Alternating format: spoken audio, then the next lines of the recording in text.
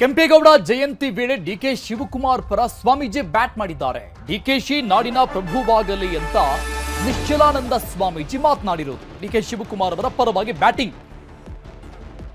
DK Shivakumar ನಾಡಿನ ಪ್ರಭುವಾಗಲಿ ಅಂತ ಹೇಳಿದ್ದಾರೆ ನಿಶ್ಚಲಾನಂದ ಸ್ವಾಮೀಜಿ. ಡಿಕೆ ಶಿವಕುಮಾರ್ ಸಿಎಂ ಆಗಲಿ ಅಂತ ಪರೋಕ್ಷ ಹೇಳಿಕೆಯನ್ನು ಕೊಟ್ಟಿದ್ದಾರೆ ಸ್ವಾಮೀಜಿ.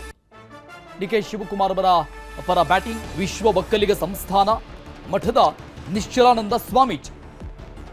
ರಾಜ್ಯವನ್ನ ಮುನ್ನಡೆಸುವ ಶಕ್ತಿ ಡಿಕೆ ಶಿವಕುಮಾರ್ ಅವರಿಗೆ ಸಿಗಲಿ ಅಂತ ಹೇಳಿದ್ದಾರೆ, ಹಾರೈಸಿದ್ದಾರೆ.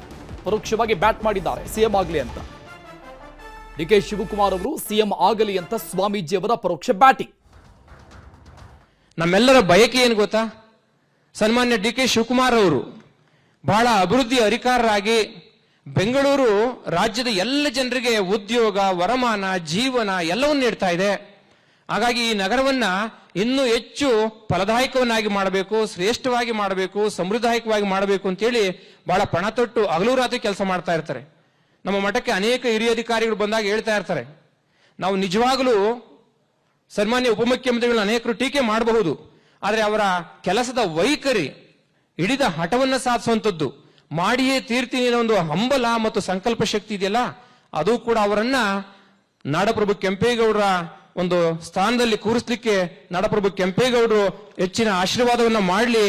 ಅವರು ಈ ನಾಡಿನ ಪ್ರಭುಗಳಾಗಿ ಮುಂದಿನ ದಿನಗಳಲ್ಲಿ ಈ ರಾಜ್ಯವನ್ನು ಮುನ್ನಡೆಸಿ ಜಗತ್ತಿಗೆ ಮತ್ತಷ್ಟು ಹೆಚ್ಚು ಶಕ್ತಿದಾಯಕವಂತ ಬೆಂಗಳೂರನ್ನ ನಿರ್ಮಾಣ ಮಾಡಲಿ.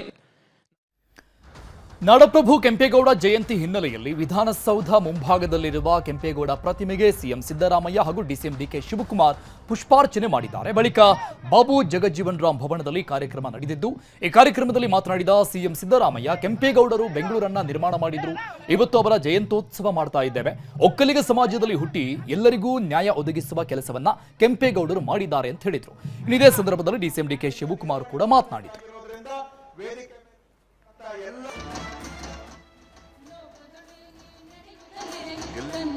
ಒಟ್ಟಿಗೆ ತಗೊಂಡು ಹೋಗ್ತಕ್ಕಂಥ,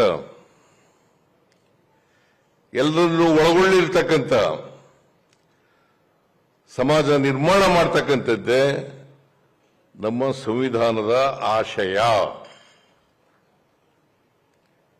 ಆಗ್ಲೇನೆ 500 ವರ್ಷಗಳ ಹಿಂದೆನೆ ಕೆಂಪೇಗೌಡರು ಈ ದೂರದೃಷ್ಟಿಯನ್ನ ಇಟ್ಕೊಂಡಿದ್ರು ಅಂತಕ್ಕಂಥದನ್ನ ನಾವು ಮರೀಲಿಕ್ಕೆ ಸಾಧ್ಯ ಇಲ್ಲ.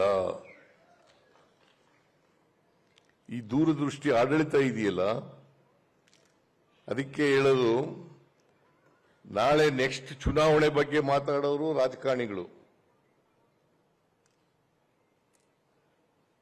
ನಾಳೆ ಚುನಾವಣೆ ಬಗ್ಗೆ ಯೋಚನೆ ಮಾಡೋರು, ಏನ್ ಮಾಡ್ತೀವಪ್ಪ, ಚುನಾವಣೆಯಲ್ಲಿ ಗೆಲ್ತೀವ ಇಲ್ವಾ ಅಂತ ಯೋಚನೆ ಮಾಡೋರು.